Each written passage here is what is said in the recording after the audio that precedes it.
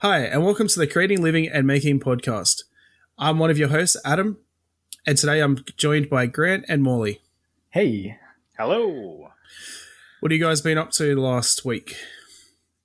I guess I'll start. We finally launched, by we, I mean my friend Ryan and I, our podcast, Into the Spotlight, which is directly competing against Clamp. So I'm trying to steal everyone away from Clamp to come over to Into the Spotlight. No, so we've been working on that for past 6 months or so. Ooh, actually, I guess like 9 months. Time's weird now.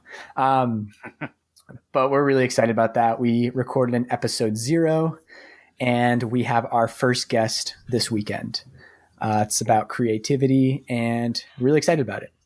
Who's the guest? I don't want to say yet because I don't actually know if it'll be out by the time the podcast comes out. No one will know who. Yeah, they're not in our space. Well, that's even more exciting. Cross-pollination. Yeah, exactly. So she's an artist who I've known for a few years. Okay. And she's very talented. She actually just graduated art school. So it'll be a cool juxtaposition of trainings and everything else. And yeah, I'm really excited for that.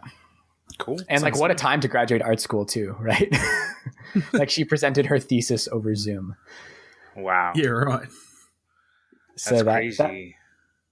Yeah, I think that'll be really good. In terms of hand things, I finished up the camera strap I mentioned last week, and that was a cool project. Definitely required a good bit more thought than I expected, just because dealing with it hanging from someone's neck, and it's kind of a pass-through style. So I actually went all the way back to the leather store for a second trip because the first buckle I got was this really is not right. And I'm really happy I did because I'm really happy with the final product. And if I went with that original buckle, I would not have been happy with it. But yeah, I saw it on Instagram. It looked real nice.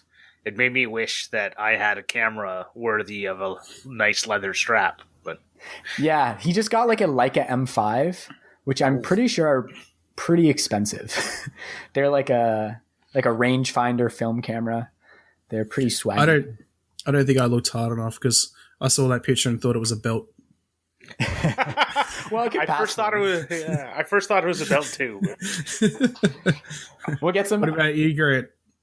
Wait, I have one more thing. Yeah, sorry. And I finished most of the 3D printer enclosure this week. Nice. So now I really just need the 3D printer to arrive so I can put it inside. I'm waiting on the LEDs until I actually put it on and I can put all the cords in the right spot. But yeah. And before the 3D printer comes and it's too big. No, I made sure. I will be so mad if that happens, but I'm 99% sure it's big enough. I didn't just read the specs. I talked to our boy Vincent who has the same printer, and it should be plenty big. I think I can actually fit in there. I think if I crouch down, I can go on the... Yeah, jeez, you're pretty skinny. What was that, Adam? How big's the 3D printer? If you can fit in the enclosure. Well, with the spool on top, right? Because it kind of adds some height to the top. Spool goes on top. I think from the top of the platform to the first thing you'd hit moving upwards, it's just under 30 inches. Because I think with the spool on top, the printer is 25 inches high, and I wanted just plenty of room up top. Wow. And then the footprint is about 2 feet square. That's almost as tall as my workbench. Yeah. So I'm standing, it's a standing desk as well. And I'm standing up right now. And I also have another compartment above it. Yeah. The SEO for this video is going to be wild. Ultimate 3D printer, standing desk. Oh, don't worry. There's more. I always wanted a 3D printer, but I just can't see myself using it enough. Yeah, I'm more wanting a CNC or something. I'd love a CNC because I am a lazy maker and I would rather just chuck it in the computer program and let it do its thing. But yeah, I hadn't really considered it up to a couple months ago, but once I started thinking seriously about it, I realized that it just makes a ton of sense for what I'm doing and what I want to do in the future. So I have a lot of things planned and I'm pretty pumped about it. Yeah. it's one of those things that I go, I could see myself using it, but not justifying the price. Mhm. Like, if I won the lottery, would I have one? Yeah. But otherwise, probably not. You know, honestly, I probably wouldn't have justified the price or justified the purchase if I hadn't got the $1,200 just like free money from the US government during when COVID hit. And I was like, this is $1,200 I wasn't expecting. So The stimulus. exactly. It stimulated me. Yeah. So what about you, Grant? What are you clamping on? Well, I've finally finished all the peripheral things around the mud kitchen, and I put the Instructable up today, and it got featured on the homepage, which is very exciting news. It's my fourth one that's on the homepage, and I'm super excited. It was a real fun project, and I also entered it into the Toys and Games Challenge. So if you're listening to this and have an Instructables account, go on there and vote for me. It'd be appreciated. Then I also did a lot of caulking and painting. Pause for laughter. Yeah, I really felt there was going to be some laughter there. It just didn't happen. I think it's funnier when people put a lot of emphasis on the L. I was like, no one says it like caulking. It's like, we know what you're talking about. It's like when Americans say the H in what and why, and what? It gets me every time. Yeah. What?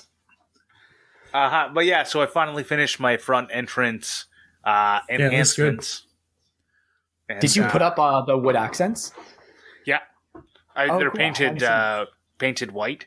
I've only done a sneak peek to my subscribers on YouTube. If they listen to community posts, which is like a really obscure place to put it, because that comes up in my subscriptions. Yeah, unless you're like me and you block everyone who posts in their community tab, because I just I go to YouTube for my videos and I go to Instagram for my pictures, and I felt like I was getting too many pictures on YouTube. I like the community thing. Yeah, I did a poll, and 100% of the people said they wanted more shit from me, so more stuff from me. So that happened. And the last thing is I booked a backcountry camping trip. I'm going to be hiking into Frontenac Provincial Park, which is just north of Kingston. So between me and Morley, I'm going to be going there for 3 nights with just me and my dog. And basically hiking in with everything I need on my back. And while I'm there, I might do a video of the whole trip. Spoon carving. Yeah, and I might do some carving, but... a video on spoon carving. Yeah. No, I'm probably not going to do any spoon carving, because I've done that's the first thing that I was like, what can I do while I'm there? I'm like, I could make a spoon and then eat, take a branch off a thing and then make a spoon and then eat from, yeah. But no, I might do some carving of a different sort, maybe a little guy or something. Or I might interject the video with me making a tool that I use on the trip. Ah, very cool. Yeah. So I haven't decided. I kind of I want to do parts of it, and then you see parts of me camping and then parts of me building something, but I feel like people won't like that. And I don't know how much I'd even like it. So I need to kind of do all the filming and then see if I want to do 2 different videos of one, the tool I'm going to bring, and one, the camping trip, or not. I think as long as the timeline suits, if you were to have the video of you making something split up over the entire camping trip, but you made it all in one sitting, I think that would look a bit weird.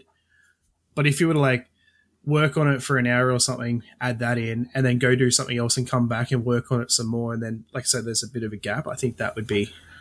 Yeah, it all depends. Yeah, exactly. It's hard to say until I do it, and I think exactly. It probably won't work out, but it can also make for some really cool B-roll. If you have an idea for a project while you're out there, or you could, I'm just thinking like the selfie style, hiking to the woods, talking about it. But yeah, I guess the order of operations thing. it's going to totally change what it is that you actually do. Yeah. Well, it's kind of like we talked about it last time, the leather strap belt. The belt that has like a hidden leather strap in it. Well, that would be something really cool, and I could get some B-roll of me using it while in the middle of nowhere. But I wouldn't want to make the video combo with that. So I don't know yet. We'll see. Cool. Very nice. Eden and I have been trying to plan a camping... Oh, sorry. Go ahead. I was going to say, Eden and I have been trying to plan a camping trip for the past week, but like around our neck of the woods, just like things are not opening up very fast. And the campsites that are open, it's just not somewhere where we'd want to really go because there's not much hiking around there. Like if you had a canoe or something, it'd be good, but we'll check out Frontenac. Yeah, like I guess because like we're trying to keep it not a 3-hour drive. So I think we're just going to do like a day hike next week, but I'm pretty sure in our neck of the woods, the campsites are going to open up, in like 2 weeks, but we're looking to do something next week. Yeah. Well, we are also looking to go camping. Nice. Which is funny. I feel like everyone's probably chomping at the bit a little bit to like get away from the inside of their house. Yeah. Well, I think like, cause my son's 4 now, like he would enjoy it. So just looking at doing that, but it's currently like going into winter here. So, that's a good point. Well, you should think about, remember when we get down to the Clampmendations, take a look at the channel I'm going to recommend because he takes his like 6-month-old or younger baby camping, backcountry camping with him on one of the trips. So, that might be something. But that's later. So remember that for later. Well, I've been working on something I've been meaning to do for years now. I had a shelving unit in the back of my shop that just had crap on it, and I sat my workbench tools on top, but like it wasn't strong enough. Like the top caved in and all that sort of stuff. So finally, I've got around to rebuilding the shelving out of wood, because it was like metal with like MDF shelves, and made it nice and strong and sturdy, and now I actually have all my workbench tools on top all screwed down in place. So hopefully I can actually use them now, because I never did because it was a pain to pull them out and put them on the workbench and everything. They're all at a good height and stuff. So yeah, shop is actually looking quite clean. My driveway is currently covered in crap while we're recording this, but yeah. It was nice. I had the fire pit out in the driveway and burning off scrap wood as I went. Nice. Yeah. It's always fun. Yeah, it was very fun. So, yeah, that's probably about all I've been up to, other than feeding a baby and changing a baby. Nice. So what surprise do you have for us, Adam?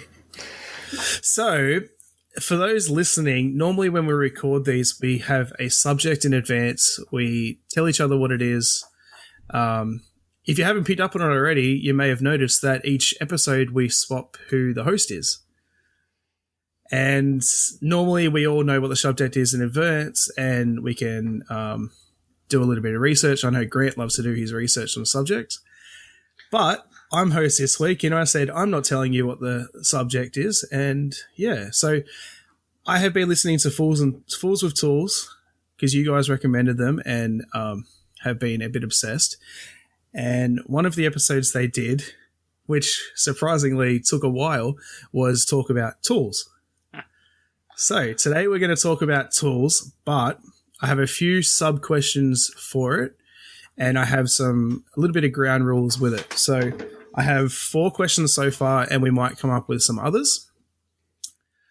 You have to pick 2 answers for each question, but you're not allowed to talk about brands. So like, say for instance, first question is going to be favorite tool, but it can't be like, oh, I like this tool, but only in this brand. Like, you know what I mean? Like a table saw is a table saw, a drill is a drill. It doesn't matter what the brand is, and all that sort of stuff. And the reason why I said 2 is because I want it to be where you can, like, it doesn't have to be a tool that you use to build something. It could be like a camera or editing program, Ooh, wow. safety gear, like all that. Anything goes. Okay. So anything goes. Two answers per question, and we'll see how we go. So first question is going to be favorite tool. Okay, I have Who one wants that to go first. I have one that immediately popped into my head, and that's got to be the Japanese pole saw. Nice. I've heard Ben Ueda evangelize about them for years, and I picked one up when I was doing my my bent lamination tape dispenser. That was what I bought it for, because the edges of the veneers weren't perfectly lined up and I needed to cut it off flush. Best thing for that would probably be like a bandsaw, but I don't have a bandsaw. And I honestly, like, a Japanese pole saw cutting very thin material almost acts like a bandsaw if you're making a straight cut. Because essentially they're amazing. I was cutting through like a profile, like essentially an outline, and it worked so well because if you use the fine teeth, it's so non-aggressive and the blade is really, really thin. I just use it. I almost never use my like push miter saw anymore. Like the one with the rib along the back. Yep. I just love the pole cut action, and it cuts fast and cleanly, which is amazing. I think also because it has such that long handle, you get a lot of leverage. Yeah. So I think you're talking about blades on mine. You're talking about the Ryoba. Oh yeah, because there's multiple kinds, right? Yes. Or styles. So the Ryoba is the one with blades on either side. Yeah. Yes, that's probably what I'm talking about. Yes, that is it. So I've talked about them before in one of my videos. I don't have one of those. I wish I did. I have a Dazuki, and that's apparently really good for doing like dovetails and that kind of thing. That's the one with the stiffer one, right? Yeah, it's got a thing on the back, much like an American saw with the thing on the back. It's great for doing miter cuts, but it can't go through. Like you can use a Ryoba for ripping, which is why I'd really love one for those sometimes. Well, that's the whole point of the Ryoba is one side's for ripping, one side's for cross cutting. Yeah, ripping with it is a bit of like a saga. Like it does take a little while. But I've cut a solid 24 inches. It's much better it's much nicer doing it with that than like your traditional push saw. Yeah, definitely. Yeah, that's like a solid first go. It makes me wish I could think better. That was the thing. Now that I've done this, you're all thrown in the deep end. I've got answers for the first question, and then I'm stuck. No, but I'm stuck for the other three questions. Okay, good.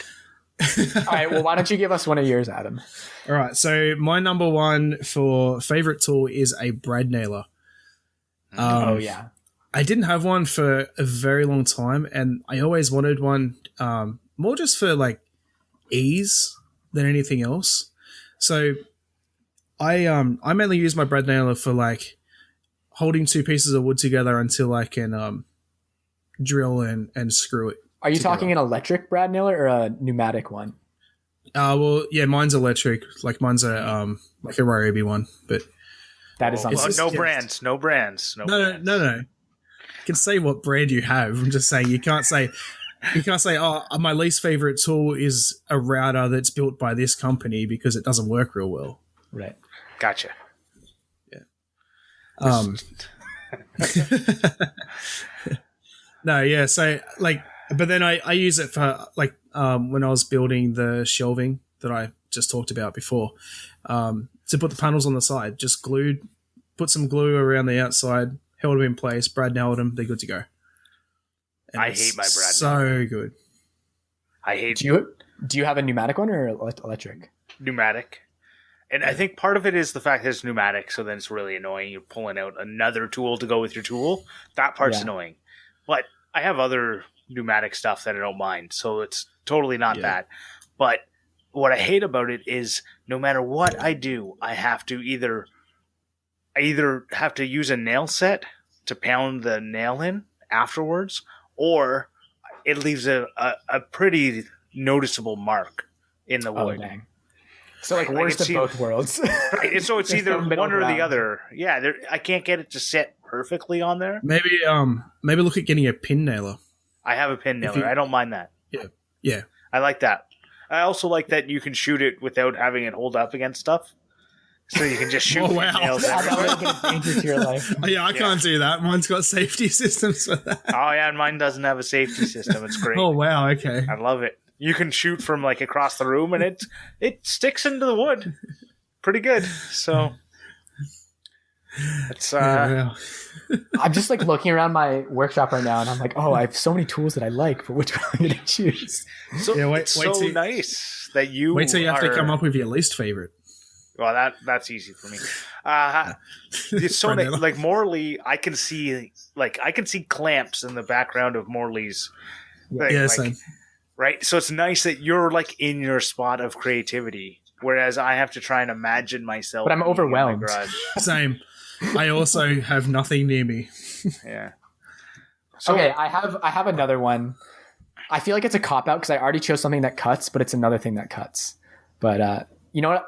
For the listeners, I'm gonna make the sound of it, and I'm sure that will tell people what it is. Don't You say ready? jigsaw, damn it. Here, wait.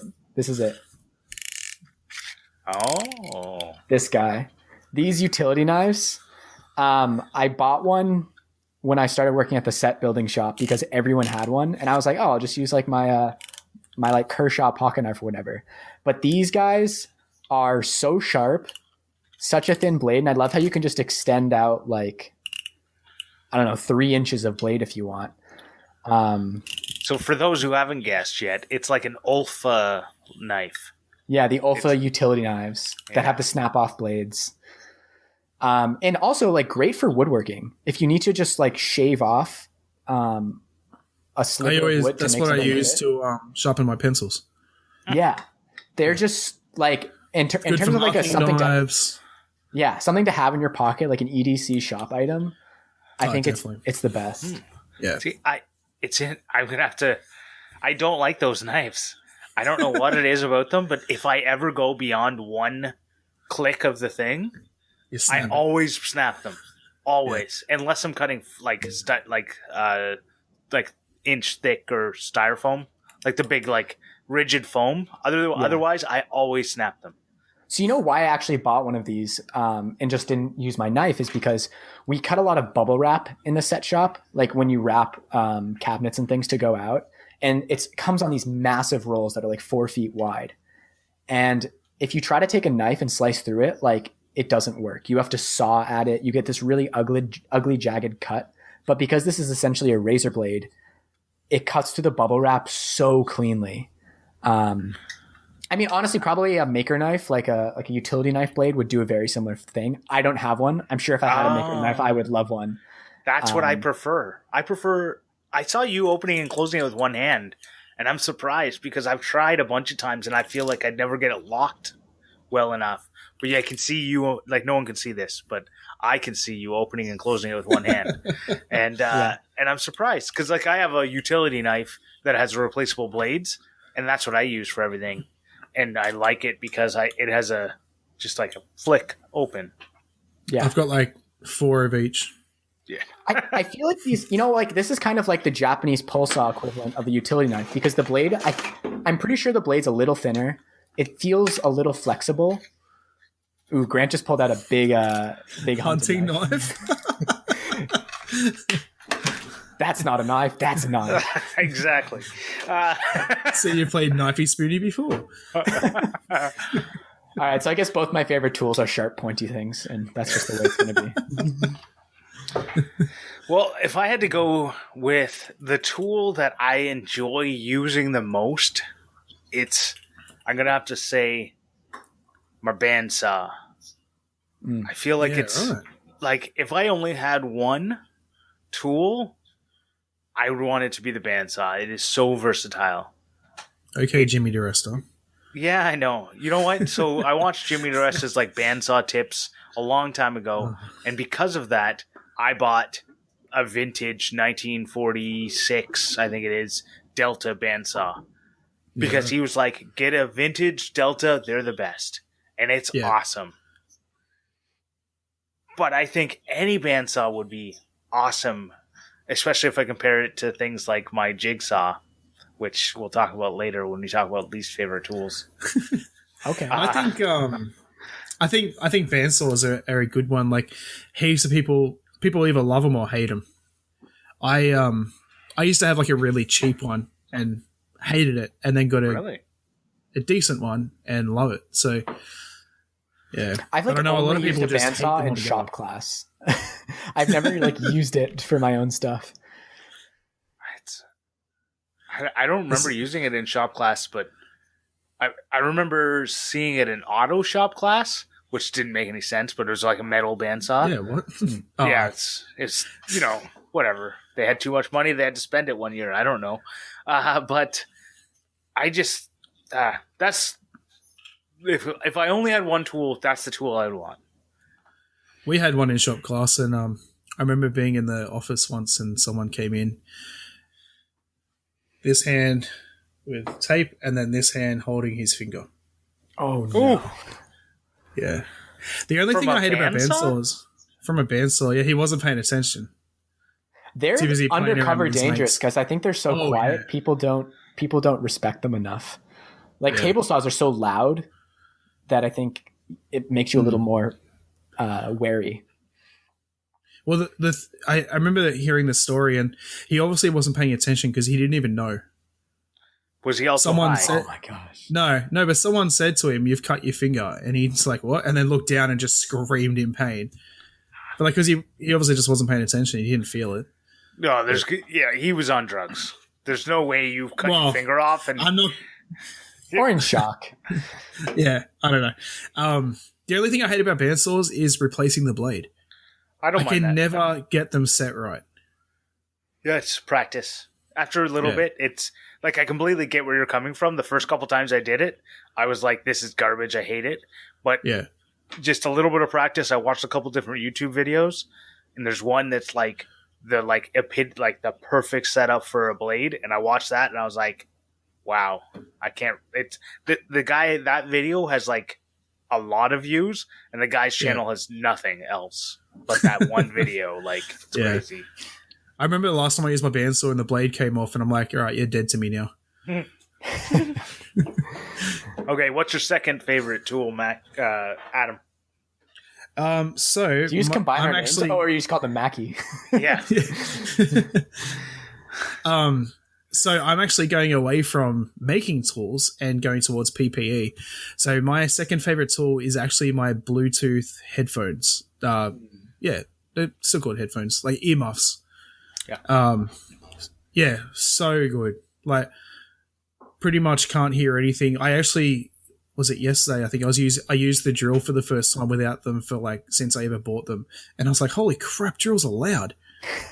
So they're over the ear Bluetooth headphones. Over the ear, yeah. That's what I was trying to say. Earmuffs, yeah. So they're like over the ear, complete sound cancelling, and then I've got a thing plugged into my TV that plugs into the headphone port on there. So like I Bluetooth whatever's on the TV into them, and I would really like those because I have isotunes, the in-ear noise canceling earbuds, and it just like makes your ears a little sore and tired after a little while. yeah. Like I originally wanted ISO tunes, and then I bought these earmuffs. And like, if I ever was to buy more, I'd probably go because I think ISO tunes do over ear as well.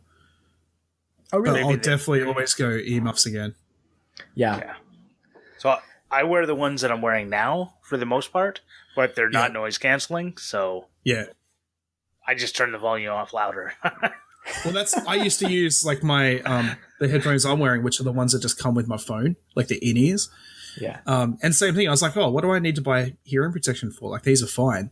And then when I bought the hearing protection, I was like, oh wow, what a difference! Like I use my planer or thicknesser, which is like the loudest tool I have, and I don't even hear it. Wow. Yeah, I it's need that. So good. I put it. So tomorrow's my birthday. Oh, happy birthday! Happy birthday. Oh, yeah, Getting a bunch happy of birthday. tools. Is that why you brought it up? Well, no, because I put that on my list. It's one of the biggest things that I want on my list. Oh, you're a day behind. Because I got a notification on Facebook that it's your birthday today, and I'm like, what? No, because you're the future. Yeah, so that's what I'm hoping that that's one of the things that I put on my list that hopefully I get, because it'd be really nice to listen to podcasts while I work and protect my ears at the same time. Yeah. Well, mine were just a cheap pair, like the cheapest ones I could find, just to get me out of trouble until I could find more expensive ones, and I don't even need to. No. What do you I got? think the more expensive you go is more the sound quality and less the hearing protection. Yeah. And I mean, if it's over the noise of like a circular saw or a planer, how much are you? You're really not gonna discerning quality? Exactly. When I use my planer, I have my volume maxed on my phone, and I still miss half of what people say on the podcast. Wow. Yeah. Yeah. So, yeah, I need some better hearing protection. Okay, so my second one, I'm gonna go with something. I'm gonna go with my phone as a tool, because without it, I wouldn't be able to stay connected to everyone. Like I know, like obviously I probably check it way too much, but the ability to respond to comments on the go, and anywhere I have, if I have 5 minutes downtime, I can, do something and respond to comments. I think that's great. So I'm going to go with cell phone. It's pretty versatile. You can also make phone calls on it. I don't know if you knew that. Yeah, the stuff that you're able to do on the go, just in terms of like DIY content creation stuff, is pretty wild. I've uploaded a video by hotspotting my phone and having my laptop in the passenger seat. Oh, I've done that. Yeah. Like, wow. Yeah. And it's I do that at work. If I'm uploading while I'm at work, I do that. Mm-hmm. I don't have that much data. Well, this was when I was living off the grid, so I was like, I'm not using any of this. I might as well just burn 2 gigabytes and get this video out. Nice. Yeah. My videos Adam, are. What's the next question? All right. Well, we may as well go from favorite to least favorite. Now, I'm not saying most hated, just your least favorite. What would the difference between least favorite and most hated? I think least favorite would be like something you would still use, but like you just don't really like to use it. You just have to for necessity. Whereas like something you hate would be like, I would never touch that. Gotcha. Like all right, I'll go first. Like, so for instance, one of my least favorite tools is actually a table saw. Don't get me wrong. Like I love them, and I know like they're so good and they work well, but I'm just so petrified of them. Really? Every time I use a table saw, it scares the shit out of me. So I'm almost exactly the opposite, because I do so many cuts with a circular saw that anytime I use a table saw, I'm like, oh my God, this feels so much safer. Yeah. So Really? Yeah. Right. yeah, I love using table saws. Yeah. I love table saws. Like, don't get me wrong. I just hate using them. Yeah.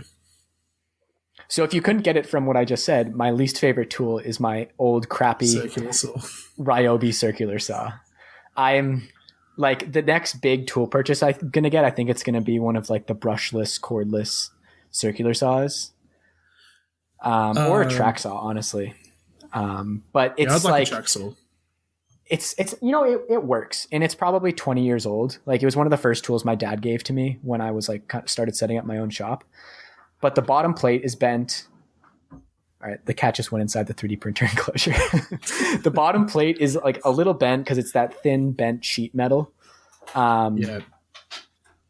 And they were just talking about this on the Modern Maker podcast this week. Like, to set the angle, you have to friction hold a screw. Like, there's no slot or stop, and it's such a janky system. I hate that. Like I said it, I never, ever, ever change it. You set it at 90, you don't touch it. Like, it's such a like you're saying, it's so horrible to change. Yeah. Even the depth stop, it's the same thing. I never look at the actual scale. I'm always checking it against the actual thickness of wood, because it doesn't seem trustworthy by any stretch. So going off what you said, I actually went the opposite with my circular saw. So I used to have a brushless one, and I bought a corded one. Oh yeah. I found, because I used to cut up a lot of pallets, and I found that my cordless one was actually like bogged down a lot. So I bought a a corded one, and it works a hell of a lot better. But in saying that, I could have just needed a new blade. I don't know. So when I got mine, it had like the framing blade on it. Like it actually said framing on the side of the blade. Yeah, right. And I was like, I hated it. I hated the saw. It was just so hard to use. It was always bogging down. I got a Diablo, and it was mind-boggling how much better it was. So I guarantee it was the blade. Yeah. Can I ask, actually, you bought the Diablo blade. Are they expensive where you are? No. Really? Like they have a range. They have like a low-end range and a high-end range, and I get the low-end range. We must only get the high-end. Okay. Because I was looking at a new blade for my table saw, and it was like $180. I'm like, ooh, that is ridiculous. Like, wow. You guys just get gouged in Australia. Oh, yeah. I will That's qualify for a Diablo. I will qualify my circular saw with least favorite as like I get a ton of good use out of it, but I try, if I can use another tool, I try to. It's like the Japanese pulse off for crosscuts for sure. And if that's exactly me with the table saw. Yeah. I want a better one because it is super useful. That's probably the same with me then. If I had a freestanding like cabinet saw, I would probably enjoy it better. Yeah. But instead you have one that like flips around and almost takes you out. Does now. Oh, the comments I got on that. Anyway, like people think I'm gonna like have it spin it over while it's still running. Like you should do that for the intro, just like spin it around as it's running. Just turn both tools. Yeah, have wood going in and out of your planer as you spin it around. Like you could do it like a Saw parody. Yeah, throw some like ketchup bottles at it. I wonder if my thicknesser would work upside down. I can't actually see why it wouldn't, but that's another topic. Because like the European style thicknessers are also jointers, and they have like that would be, if I could have a new tool, that's the tool I want. A 13-inch thicknesser / jointer, something that did both. I definitely want a joiner.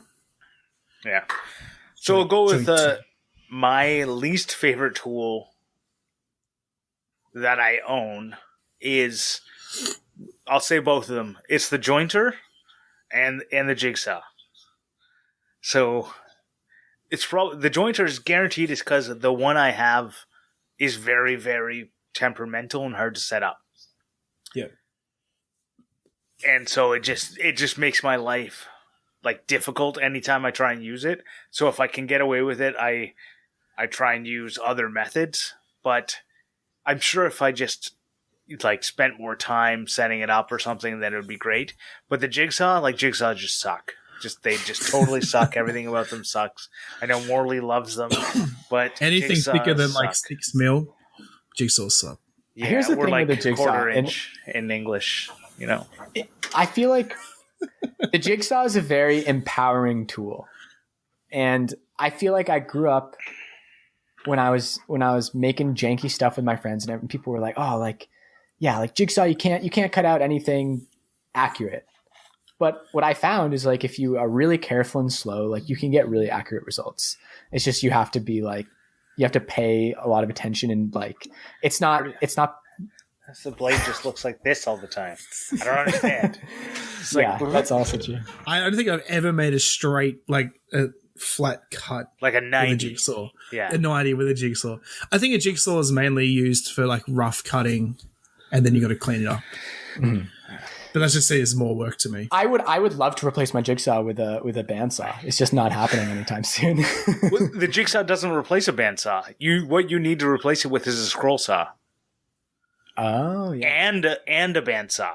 The jigsaw is great in those. That's why I still have one, and why I still use it, is because it has its uses. I used it in the mud kitchen build to cut out the sink cavity. I wasn't going to throw that. I couldn't throw that on my scroll saw.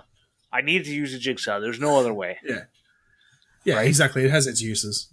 But at the whole time I was using it, I was like, this isn't going to have a 90. Luckily, the thing I was also cutting out wasn't exactly 90, so it didn't matter. Yeah. Right? Like, I don't know. But I also have a Mastercraft, so Black for and Decker, those, baby. yeah, for anyone outside of Canada, Mastercraft is it's like Is that like a brand homegrown? of Canadian Tire is a company, and Mastercraft is the tools they have. And they have two different levels, Mastercraft and Mastercraft Maximum. And Mastercraft is just the lower level. And it's like if you went to like Aldi, I think is something, or Bunnings or something, and they had like their store brand. It's the Yeah. store brand. Yeah, it's so home it's brand. never going to be good. Yeah. It's good What's for stuff crazy- that doesn't have a motor. You know what's crazy? They actually have a lower thing called JobMate. And I have a JobMate Dremel tool or rotary tool that is I bought for $8. It's amazing. It is You know what I feel? exactly what I wanted. I honestly just think Dremel overcharges for rotary tools because it seems like every budget rotary tool works perfectly fine. And like, there's no reason to spend an inordinate amount of money on a rotary tool. I think I it's love just it's such a simple tool Yeah. that it's hard to Yeah. F up. Hashtag we're not getting into explicit. brands. Yeah. Oh no. Okay, question what that was me. Someone else go. Well, so you've done your two. Morley, Yeah. Oh, do I need another least favorite? two of each. This is hard. All right. Well, Oh, actually, I have one. Good, 'cause bad paintbrushes are very frustrating to work with, especially like with leather painting. I really do need to invest in some better paintbrushes. I'm like starting to like trim them so I have like the bristles exactly where I want them. But using a nice paintbrush, if you're doing exact work, is a treat. Yes. I have a lot from I used to work in a hobby shop and like I painted car models and stuff like that. And I found the more money you spent on a paintbrush, it really paid off. Mm-hmm. It just makes it such a more enjoyable experience too. Yeah. You get good results and better process. well, actually made me think of one as well. Mine's also a consumable. I absolutely hate, but I use them a lot. Phillips head screws. Yes. Yes. I strip They're them the worst. every damn time. I can't stand them, but it's like that's the norm. It drives me insane. And if you go like, well, actually, even worse than that is flathead screws. But like I like star drive screws or the square drives, preferably square drives, but they're also much more expensive. Not in The Canada. go-to in Canada. Yeah. It's hashtag Canada invention.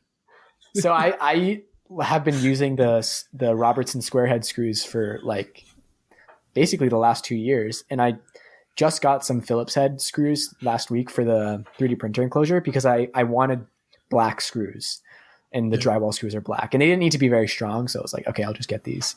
And I swear it was like I had forgotten how to use a drill because I was so spoiled by the square drive. And they're so forgiving, right? Like they just stick on the bit. You don't have to be perfectly in line, but the Phillips are just so much more finicky. I think Phillips are good for like a screwdriver. They're just not good with a power tool. So fun fact, you guys might know this, but Phillips were actually invented for metalwork because they're originally designed so that the bit cams out once it reaches a certain torque, so you don't overdrive the screw. And they were actually the reason that they took off was because Robertson, the guy who popularized the square bit, refused to license his bit design to Ford. And Cummings, I think, was the name of the guy who invented Phillips. Sorry, Cummings invented the square drive. Phillips invented the Phillips head. Was like, go ahead, Ford, license away, and Ford used them in the assembly line. And I know all this because Matthias Wandel recently put out a video about I can't remember if it was Phillips versus Square, but whatever it was. It led me down a little rabbit hole on the internet. Cool. That was 2 each, right? Yeah. All right. moving on to the next one. But Grant, you're not allowed to say your bandsaw again. Most underrated tool. Okay, well, my first one was going to be a jigsaw, but I'm not going to say that. Underrated. Underrated. Yes. I'm going to go first then. So my most underrated tool, I think, is a multi-tool, like the Yeah. I think that's what they're called. Yeah. Like a Leatherman? Or a Swiss Army knife. Okay. No. I think they're called multi-tools. The it's got like a I know blade you're that talking sticks about. out and it moves. Yeah. For like cutting weird angles and framing and stuff. I think it's a reciprocating tool is also what it's called. Oh. Yeah, you know what I mean? Yeah, like I think they're mainly used for cutting like a hole in drywall and stuff, like to put a PowerPoint and that sort of stuff in. But I more use it for like flush trimming and yes. I love using that. Those are so useful when you're like, I don't know how I'm going to cut this thing because you're not used to cutting it with any traditional tools. You're like, oh, the multi-tool. Yes, exactly. Yeah. Yeah, the reciprocating multi-tool. Yeah. Not to be confused with a reciprocating saw or a sawzall if you're in America. Yes. Which is a brand. Yes, I know. owned by Milwaukee. So is a Dremel. Right, I just more meant it's like Kleenex, you know. Underrated tool. That's a hard one. I meant because people call rotary tools Dremels. Yes. I'm going to have to go with my Swiss Army knife. I pull that out of my pocket all the time. Like, there's times where you're just like, oh, I just need to get this. Like, I don't want to walk all the way to the toolbox, get my screwdriver, come back. I'll just pull my Swiss Army knife out. It's got a little thing that fits in square heads or Phillips and flats. I wish it had a square. That'd be nice. That would be nice. And it's got, like, I use my knife on it, like, all the time. Same. That's my first underrated. Okay, I'm gonna go off of Grant's and say specifically the scissors on the Swiss Army knife. Oh. If you have that Swiss Army knife. I don't. So I had these little mini scissors that like they use in sewing to cut threads very close to the knot, which I lost a little while ago, and I've since been using the scissors of the Swiss Army knife to do that. You can get such precise cuts close to a knot with them. Mm-hmm. They're super sharp. I love those scissors. And it's probably like if I'm using the Swiss Army knife, 90% of the time is to use those scissors. Interesting. Because I was looking at getting a new Swiss Army knife, and that was like the one thing I was like, I don't want scissors on it. Like, I don't need scissors. I've got a knife. What do I need scissors for? Maybe I need the scissors. Come on, it's 2020. Scissors replaced knives. My most used tool on my Swiss Army knife is a toothpick. Oh, yeah. You know what that's really useful for is getting lint out of the charging port on your phone because it's non-metallic. Yeah. Yes. I use it for that. I actually have done that now you say that, Yeah. Underrated. That's right. We're on underrated. See, this was hard because I'm trying to be like sneaky. Like, what is something that I like that I'm trying to be a hipster about it. What's something I like that no one else likes? You're the right age to be a hipster. I know. I've got the beard though. I'm gonna say a scroll saw. Yeah. I think a scroll saw is something that until you have one, you don't realize how good they are. You know, I've never used one, so I can stand by that statement. Exactly. And the first time you use one, you'll be like, oh my God, this is amazing. Especially if you get one of the blades where it's like 360 and you can cut in any direction. Imagine having a jigsaw, but it went 90. That's the first time I used my scroll saw, it was exactly like that. After I broke 17 blades because I set them up wrong.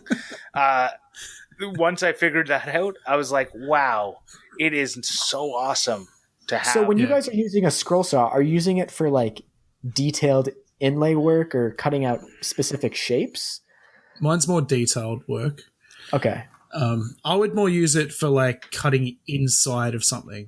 Like if like say you're cutting out letters, cutting the inside of the A or the B or whatever. Right. Because you can cut a hole, put the blade through, reattach it. I used it before I got my bandsaw. I used it for everything that a bandsaw would be used for. Yeah. And Pretty how much. thick of material could you go through with it? Depending on the blade, like probably 2-inch thick. Wow, that's incredible. Yeah. The blades range from like, I don't know, a millimeter thick to probably up to 5 millimeters thick, depending on. Yeah. Yeah, Get them pretty like, thick. They're pretty quiet too. Right? Wide, I mean, not thick. not mine. Oh, okay. No, mine's not quiet.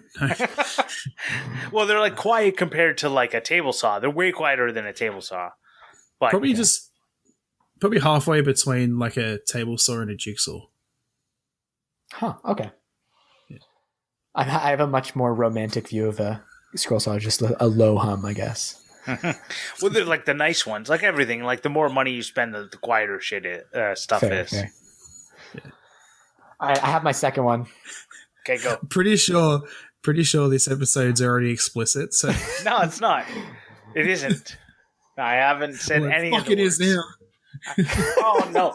So I was talking with Vincent. You guys can cut this out if you want. I was talking with Vincent, and he said, "If you put explicit, you will not be like pushed to greater audiences." And if you look at the episode 2 compared to episode 3, 75 views to 30 views. Yeah, there's a good chance that that's because of the explicit mark on episode 3. I'm going to try my best. I've never found a podcast through a search engine. I've only listened to podcasts that I've gotten a recommendation for. Fair. That's just me, but I don't know. Yeah, you cut that all out now. Okay. I have my second one. Anything out. I will. Legitness. No, I am considering to go through and beeping all the words. If you'd like us to beep all the words, let us know by messaging us. If you want us to keep all the swear words in, let us know that too. Yeah. But what person who's already listening is going to be like, no, I want the beep swear words. They're just going to. I don't know. I listen to it sometimes in my car, so. That's fair. I guess if you have kids. Yeah. Okay. Back to my underrated tool. The thick gel super glue. I get a ton of use out of this stuff. I got this like bottle of Gorilla Glue gel super glue like a year ago. I haven't even made a dent in it because you just use a tiny bit at a time. But like, big downside of super glue is that like it's so thin sometimes that like you can't control where it goes. Yes. But the gel stuff is so controllable, and you actually have a bit more working time, I think, as well. Yeah, I get a ton of use out of that stuff. You know what? I'm gonna pile onto that one and say that underrated is super glue activator. You know, I've never used that, but I was just about to say I've never been able to find it. I've seen it in a lot of videos. It is. So I used to work at a hobby shop and we sold it. So it was great. It was amazing. And if you ever have a cut, you dab a little super glue on there, hit it with the activator, and you're back working, no problem, no more blood everywhere. It's great.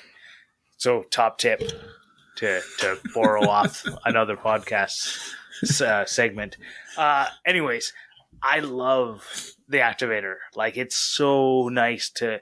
Have you ever been holding something together and 5 seconds is too many seconds to hold it together?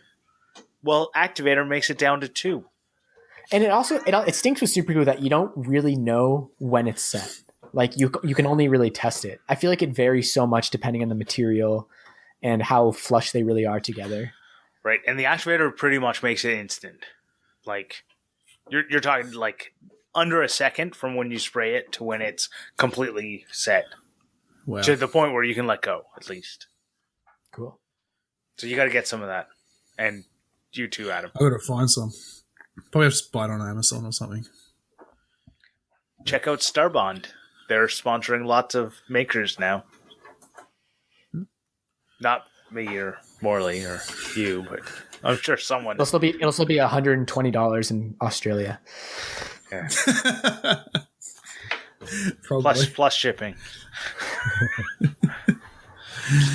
All right, next question. Did you do your underrated? Yeah. Yeah, you did activator. Literally, we were just talking about it. You never listen. Well, that was one each. So I'm going to go bigger, as in the biggest tool I have in my shop. And I think another underrated is a miter saw station. Not the miter saw itself, but the station. It's probably my most used tool. Even when I was building the shelves, but I had to cut the paneling to go on the shelf inside the actual like cabinet that I made, and just put it on the miter saw station, set the length I wanted to cut, and then made a cut, flipped it over, pushed it back in place, and cut it again because the material was too wide for the actual miter saw to cut it. But with the miter saw station, because I've got the length set up, it was just so easy just to cut, flip, cut, and I had what I needed. So didn't have to do something janky on the table saw or get out the circular saw or jigsaw. So really what you're saying is stop blocks. Stop blocks are the under rated.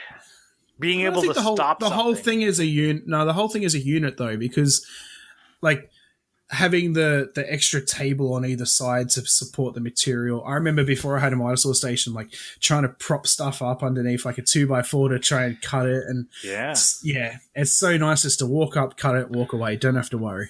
Yeah, that's why I don't use my miter saw very much. Yeah, because I don't have a station. Yeah, so you should make a station. Well, also because I have a 1980s Ryobi.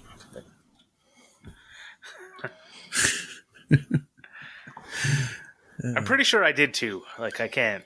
I'm 6 beers deep, so I don't know anything anymore. Next question. Yeah, next question. Let's go. If you haven't guessed it already, the next question is overrated. Oh. So what is the tool everyone raves on about, but you just think that it's not worth it? I'm going to say, because Morley keeps saying it, a damn jigsaw. No one raves about the jigsaw, though. I'm the only one. Yeah, he's the only one. You don't get that one. You got to go again. Someone else go first. Well, I'm going to have to say, like, an overrated tool is got to be a helical blade of a planer. It just seems like something so ridiculous. It is overrated. You don't need it. Yeah, sure, it's quieter. And, but otherwise, you don't need a helical blade on your planer at all. It is not a requirement. It's just something that's, like, nice to have. So anyone who's like, oh, I need it, you don't. Nobody needs it. They don't do smooth, like it doesn't leave a smoother finish? I don't. No. Oh, okay. I always thought it did, so...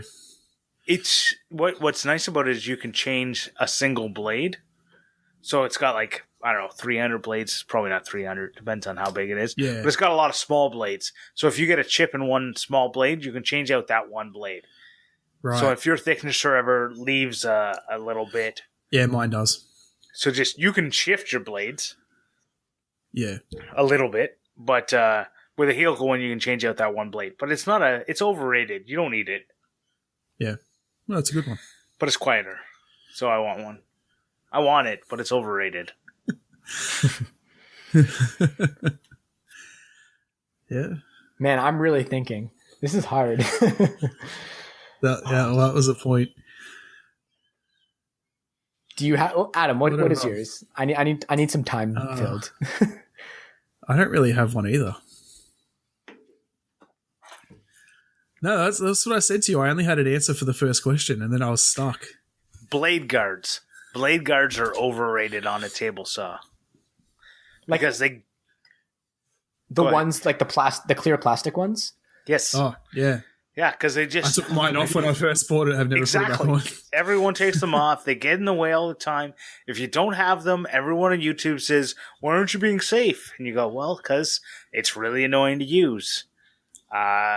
So it's an overrated thing. But everyone goes, it's a safety feature, so you should have it. But I'd much rather have a riving knife. If I could switch, I'd rather switch my entire blade guard, anti-kickback pawls, and splitter out for just a simple riving knife. Yeah. I know I'm going to listen to this afterwards and be like, that's the overrated tool. Like, why didn't you say that thing? I'm just going to flip it because I can't think of a good one. I'm stuck too. Oh, wait, I just thought of it, but now I forgot. I do have another underrated one, though. Okay, you go, and maybe I'll remember what I was going to say. Because I think I only did one anyway. Another underrated tool, I think, is a speed square. Oh, yeah. I love my speed square. I love speed squares. And I suppose I've seen it before, but never really thought about it. Someone I saw... Down Under Woodworks. No. No, someone was using it as like a clamp. Like they put it in the right angle and then clamps like the two pieces to like put them in a right angle. And I never thought of doing that, but like it's such a good idea. So Down and Under maybe want to go Woodworks out and buy more. Just released his like latest video, and in it he uses it as a protractor, and he puts a stop on it. He puts a mini clamp on it so that it keeps the degree at 10 degrees, I think it was in this video. Yeah. But yeah, you should check that out. I'd love to actually learn how to learn how to actually read them, because I think like the measure, like there's like a thing to tell you what angle it is and stuff and all that, right? Yeah. And I think most of it on there is in the context of like roofing. So if you ever build a roof, I'm sure you'll learn quick. Yeah, well, over here, I think they're called roofing squares. Okay. Oh, cool. Well, yeah. But they're good, like, you know, really good to cut with a circular saw and stuff, use them as a straight edge and all that sort of stuff. All right, so this is kind of a cop-out answer, but I'm going to stick with it. But, like, what I think is overrated is the straight safety glasses that just are glasses. And what is way better than them is the safety glasses that have the rubber gasket around the perimeter that actually kind of frame your eye, and they're more like swim goggles. Because if you ever cut a lot of MDF, that dust gets everywhere, and it doesn't care that you're wearing just a sheet of plastic over your eyes. Having that extra bit of protection, it's kind of just like an inner tube around your eyeballs, is so great. And I'm like, why don't even buy normal safety glasses? Get the ones with the rubber seal around it. And if you've ever worked underneath a car, yeah, you need that, because every single time you work under a car, the little stuff drops, hits like your cheekbone and goes right into your eye, right underneath the glass, like every time. It's the worst. I guess you could also use those like old timey, like almost like snorkel goggle safety glasses. I remember my dad had those in his shop when I was growing up. The elastic was always super worn out, like it didn't work. Yeah. But yeah, the modern take on that is the safety glasses with the rubber gasket. I need a pair of those. I don't have one, and like I'm sure it probably makes life a lot easier. But I'm gonna say a dovetail guide. Is it overrated? Overrated. Yeah, overrated. Because I know I used to do them when I was in school, like in shop class and that. And I think if you learn how to do them properly, like learn how to do them without it, then they're not as hard as people make them out to be. Like I feel like when you watch videos now, if like people doing dovetails, it's like you must have this guide, otherwise you can't do them, because everyone just uses them. Yeah, I think it's probably a bit of a cop out, but I'm just trying to think of something that like you don't need. You can easily do the same thing without it. Pocket hole screw jig. Overrated? Overrated. You don't need it. You just drill in an angle. I don't understand. You don't, but I just got one, and it made this project so much easier. But it was overrated. You didn't need it. You could just drill at an angle. Yeah. I guess so, but I enjoyed using it. Right. I've got one. I enjoyed using it, but at the same time, it's overrated. You can do it without it. Yeah. It's funny. I feel like most of the talk I've heard about pocket holes has been Matthias Wendell talking about how much he hates them. So in my mind, they're more underrated than overrated. I think pocket holes themselves are definitely underrated. Interesting. Yeah. Maybe. Maybe they are. I don't know. Mad. No, I think we talked about this in the last episode. I have a coffee table that my dad made when he was in high school, and it's got pocket holes in it. Yeah. That were, I think, hand drilled, My dad's old enough that I don't even know if there was electric back then. No, he's not that old. He's never, ever going to listen to this. He doesn't even watch my YouTube videos. Well, you did say someone's listened to it where he lives. No, my dad doesn't live in Happy Valley. That's my mother's side. Oh, okay. My dad's Polish. Anyways. Right. Yeah. Overrated, the gripper. I could come up with overrated all day long. The gripper is such an overrated tool. My friend got one. The whole time I'm watching him use it, I just think that looks so unsafe. Your hand is right over top of the blade. Is that yellow like push stick thing? Yeah. If I always wanted one, but yeah, I just look at it and just go, I don't want my hands anywhere over top of the blade. And that's maybe like I've watched too many Matthias Wandel videos where he talks about his stuff. And he's like, no, don't put your hands over the blade. And I agree. Yeah. And if you look at like older European style saws where they have a blade guard on top, you wouldn't be able to use the gripper. Right? But you can do any type of cut with it because of the way that the blade guard is designed. Anyways. Although I've used mine quite a lot, although since getting my thicknesser, I pretty much never use it. I'm going to say an electric planer. I feel the handheld ones? I think an electric planer is more for. I know a lot of people use them in construction to like shave down doors and stuff to make them fit, and I think that's what they're originally sort of used for. But I think if you have a sharp hand plane, it's a hell of a lot quicker than an electric planer. The only thing I think that might be good with those is when you have a lot of, there's Andrew Zito, the guy I mentioned last week. He makes paddles, like canoe paddles, with skateboard veneers in them that look like kind of feathers. And so the directions of all the different material is going every which way, which makes using a hand plane very difficult. Because it's constantly getting caught up on the different directions. But watching him use his electric plane, he does it so effortlessly. But surely he would get a lot of chip out with that, no? I don't know. Is it a flat surface that he's working on, or is it the curved canoe paddle profile? So it's the blade of it. So it's pretty, like it's more of an angle than a curve. Gotcha. Because I'm thinking like that's kind of the perfect use case for a drum sander, but if it's not a flat piece, then right. You're looking at the center is thicker than the edges. Right. Cool.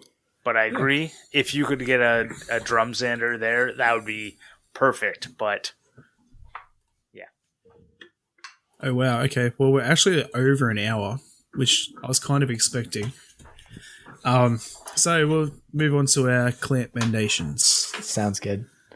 Yeah, so Grant can go first. All right, well, this week I'm inspired by my recent booking and upcoming backcountry trip. And I'm going to recommend Jim Baird, the adventurer. He's done some amazing trips in some extreme conditions, including going across like Baffin Island, which is super up north in Canada, and he's done some stuff in the Yukon, which is another up north. I don't know. I guess I like the north.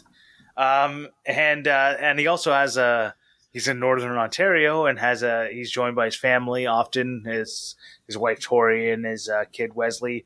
But he does like bushcraft and he does building stuff for his house, kind of homesteading type of stuff, and that kind of fun stuff. And he also goes on trips with his family, like I mentioned earlier, and with his brother Ted. And if you guys don't know or don't recognize the names Jim and Ted Baird, they won Alone Season 4. So I don't know if you've ever heard of the Alone. I've never heard of Alone. Is that like a Discovery survival show? It was on History, I think. Oh, okay. But I was a huge Survivor Man fan, but I haven't really seen any since. Oh, I watched a bit of Naked and Afraid. That was a good one. So it's kind of like Naked and Afraid, but they're not naked. Right. It doesn't have the gimmick. So they're just afraid. They're just, they didn't seem very afraid. They're alone. They're just alone. But they're like dropped off in a remote, on this season, they were on Vancouver Island, in a remote section of Vancouver Island, and they'd have to try and survive for as long, whoever survives the longest wins $500,000 US. Wow. So they split it, obviously, and but that's the kind of cool thing that they did. I don't like that was kind of cool. I didn't even know they did that when I first started watching them. I watched them for their adventuring, but I really like how, how Jim approaches projects. He's kind of like, he makes things that are good enough. Mm-hmm. They're more rustic, and he uses his table saw without a fence, and he just kind of like marks a chalk line, and that's how he makes a straight line on his boards that he's milled with a chainsaw, and then he uses those boards to make something, and it's just kind of cool to see someone who's not afraid of the safety police. It's also nice to get that change of pace if you're watching a lot of like makery videos. And you're like, oh, there's other ways of doing things, and there's other aesthetics. Yeah, not everything has to look perfect. If that's not its. Yeah. And his videos are a change of pace because almost nothing is sped up, and like you'll see, like almost all of his videos are like 45 minutes to an hour long. So sorry, people that are looking for the 10-minute video, but like I watch them because he does some amazing stuff. Like the trips that he's gone on and the places he's been inspire me to want to get out more. Sweet. Do you have one, Morley? I do. I have a music recommendation this week. Actually, I think it's some really good shop music if you're looking for shop music.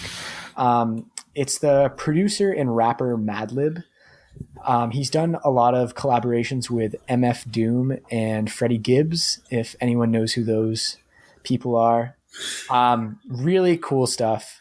He uses a lot of like 80s cartoon samples. You kind of get the vibe when you're listening through some of his music. It's just like flipping through the channels. So I think that's what makes it like good shop music, because it's just a lot of like eclectic changes of pace. It's kind of similar vibe to Flying Lotus, in a lot of experimental sort of jazzy sort of things. Yeah. And I've just been listening through his radio on Spotify a lot this week, and it's just really gotten me in the zone when I've been like working on various projects. Yeah. So super talented producer. Is it like a background type of music or something you want to really like tune into? I mean, so he also raps, but I'd say both. Yeah, I would just give him a listen. It's really interesting. His collaboration with MF Doom is called Mad Villain, and it's really cool. It has a whole kind of like fantasy sort of backstory running through it, and it's also like gangster rap at the same time. It's good. I really actually sounds really cool. Yeah, MF Doom is a pretty. They're both pretty prolific artists. Not so much recently, but I've kind of just been listening to them a lot recently. I don't know one name you just said. Yeah, you said words I don't even understand, but that's fine. I'll go click a link. Okay. Well, mine, I'm pretty sure I haven't recommended them before. Maybe I have. I'm not. Yeah. Anyway, mine's another podcast, and it is the American Glutton podcast. Anyone who knows of the actor Ethan Suplee, who played Randy in My Name is Earl and a lot of other stuff. Yeah, really big guy who has lost a crap ton of weight, and now like muscly AF. Started a podcast, talks about like his journey. Every week has a guest on, and he'll like they like doctors or Oh wow, he's and all that sort of stuff. unrecognizable. Yeah, like I remember this actor. massive change. Yeah, he's He feels like, big, and I've even big heard difference. him talk out like how he can't get cast anymore because he's Yeah, not. because he was the fat guy. Yeah. Wow. Yeah. Like so, he talks about like his journey, his life, like and all that sort of stuff. How I'm kind of I think I can relate a lot to him because like everything he talks about, I'm like that. Like I've been through it all. Like food was entertainment for him. If he's bored, he eats and all that sort of stuff. And now he's like on a strict diet and everything. But I just find each episode is just so interesting. Talks to different actors and stuff about their journeys with weight loss and all that sort of stuff. So yeah, Cool. it was very interesting. So anyone who hasn't heard yet, we are reading out reviews every week. So leave us a review on your favorite podcast player. We'll give you a shout out, read your review. If your podcast player doesn't let you leave reviews, just send us a message on Instagram. You can find us at Clampcast. So we have another one this week from Fix It Fingers or James Fingers. And if you listened last week, Morley did an Australian impersonation. I was a dead ringer for an Aussie. So I guess I have to do an Australian voice for mine. So here we go. So Fix It Finger says, an international mix of views and experiences from the three hosts with light-hearted take on the maker community and related issues. Great fun with content, recommendations, and natural conversion. Natural conversation. I'm enjoying it a lot. No conversion, though. We're not trying to do any conversion therapy. Don't worry. I think my Australian accent wasn't too bad. Oh. It could use some work. Better. Yeah. I don't have an accent. What are you talking about? You need to throw some shrimp on the Barbie and drink some Fosters. We don't say that, and we don't drink that. I know. That's the best part. It drives me insane. So most Australianisms I know are from Chris Lilly's show, Summer Heights High. Oh yeah, Do you know that one, Adam? And the Big Les show, which is not as well known. I've heard of the Big Les show. I've never seen it. It's entirely on YouTube. It's like it was actually animated in Microsoft Paint. Oh wait, yeah. No, that's the yeah. It's pretty crazy. The Bogan one, right? They say that word in it, but I don't exactly know. Does Bogan mean like boonies? I don't know what a boonies is. Bogan is like like the sticks, like a redneck, like a hillbilly. Yeah, a redneck. Yeah. Oh, So okay. yeah, a bogan is like an Australian redneck. Gotcha. That's the word I was trying to think of. Yeah. Yeah, I would think that's what they're playing off of, but like not being from Australia, it's like I don't know. It's hilarious, but I don't know exactly why it's hilarious. I'm sure it's deeper than I think it is. Well, I'd say it's probably the same as a redneck. Like a redneck knows they're a redneck, right? Like it's not an insult to call someone a redneck if they are one. I think it is an insult. Well, like no, but I mean like a redneck would call another redneck a redneck. They'd probably be okay with it. Like there's a whole comedy special in the States called "You're a Redneck When." Oh, right. I guess Larry the Cable Guy. That's Larry the Cable Guy. No. That wasn't even Larry the Cable Guy. There's another guy. I can't remember what his name is, but yeah. Yeah. I'm just saying I wouldn't start calling strangers on the streets rednecks. No. They might not take it the best way. Yeah. But Australians get away with saying a lot of things that nowhere else in the world could you say. Apparently Australians are quite racist. I never knew that. Yeah, you guys are. You're okay though. Yeah, you're okay, but like as a country, try my best. the things I've heard have not been good. Yeah. Anyway, move on from that. All right, so let's move on. What are we up to? Where everyone can find us. Yeah. So you can find me at Maker Mackie on YouTube and Facebook. I've actually started doing a thing on Facebook where I am I've challenged myself to, well, it's not really a challenge because it's a bit of a cop out, but I'm re-uploading all my YouTube videos every day for 34 days because that's how many videos I have up. So every day I'm uploading the next video. I'm currently on day 5, and yeah, glad this seems to be going all right. I've had like 200 views, I think, since I've started, like 200 additional like video views on the 5 of them. So it's not too bad. And yeah. You can find me at Yellron Blog on Instagram, YouTube, and other social networks if your heart desires. Soon to be just Yellron. Yeah, we'll see. And you can find me at the Grant Alexander, except for the places that I don't care about, like Twitter. I Collectively can find us all on Instagram as Clampcast. I made a Twitter for Grant, and I'm masquerading him as him over there. So you won't be able to because the name's too long. Oh, dang. Yeah, it's why I didn't do it. I was like, I started typing it out, and it was like, no, you exceeded the character limit. I went, and too much work. Right, I'm not doing it. I'm not being the Grant Alex and what's that for Twitter? For Twitter, yeah. Twitter's the worst. What? I hate Twitter. What? Why is there a character limit? Because that's all. Your name's not even that long. It's because of the. And if you guys knew my real last name, then you'd know it's even longer. Ooh. Whoa. People that's a good cliffhanger to end on. Right.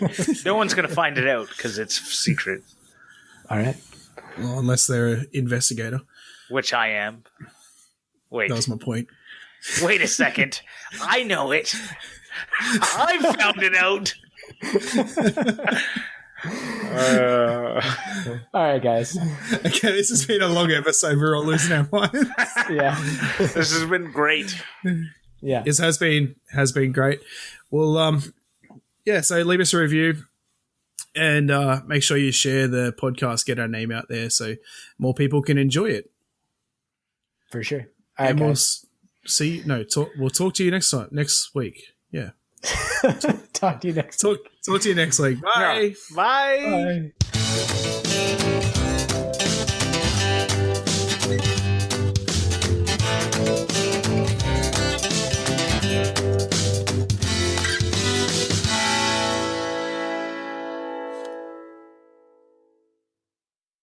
I was just waiting for Grant to finish his can. I want that crack and gulp to be the pre-roll sound. Yeah, that's why I do it. If you've ever listened to Fools with Tools, you'll hear Al, I think it's Al, almost every time opens up a beer. So a hit to today's topic is something to do with that, but all right. Not beer. Alcoholism. Okay. Hi, and welcome to the Creating, Living, and Making podcast. I'm Adam Mackey. Or are we saying like I'm so and so? That's not how we've done it the last 2 weeks. So that's cool. We can do that. Yeah. I'm not into it. Okay. Hi, and welcome to Creating, Living, and Making podcast. I'm one of your hosts, Adam Mackey. Wait, if we're going to do that, we should establish we're going to do that. So Adam, and then Grant, and then I'll go. Let's just do first name too. Okay. Yeah. All right. So Adam, Grant, Morley. Yeah. Hi, and welcome to the Creating, Living, and Making podcast. I'm one of your hosts, Adam. And I'm Grant. And I'm Morley. Oh, fuck. Maybe we should just keep it how we're doing it, just so it's... Yeah, just say, and I'm joined by Grant and Morley. And joining me is Grant and Morley. We say like, hey. Yeah. All right. It's been a while since I've done the host. You did such a great time the other time. It was great. Yeah. Well, at least we have an outro thing again. Fucking hell.